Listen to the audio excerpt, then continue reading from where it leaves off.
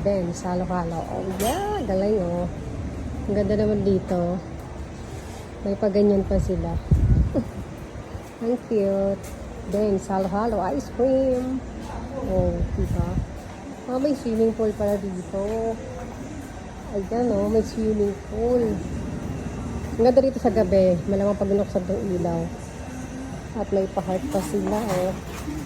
Ganda. Dito na yun sa, tapat ng SM Marilao. Okay, sige, papasok tayo sa loob. Check natin. Oh, ang cute. Ang cute nila. May mga toys. Puro halo-halo. Yan, may mga kumakain. Oh. Ito siguro yung may-ari. Siguro siya yung may-ari ng Ben's halo-halo. Yan. Halo nila. At may mga pagkain din. Rice meal, pasta, sandwiches. Diba? Guys, ito ang halo-halo ng Ben's halo-halo. Titikman natin siya ngayon. Titikman natin anong lasa. Kung lasa siya ng rason. Mas masarap yung sa rason.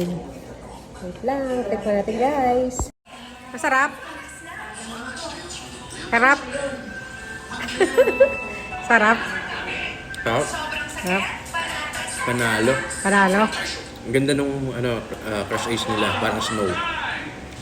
Ay, alin ko? Ito. Nakain ako na ng isa. Nagpa-take out pa kami para may patikman din ng mga kasama ko sa bahay. Thank you, ate! Masarap yung halo-halo. Promise. Ayan, sarap. Let's go, guys. Uwi na. Ayan, Ben's halo-halo. Dito lang yung tapat sa, ayan, SM Marilao yan. Yung ginagawang Pen R. At ayan ang Ben's halo-halo. Tikman nyo, guys. Masarap. Promise. Mura pa. Let's go. Uwi na.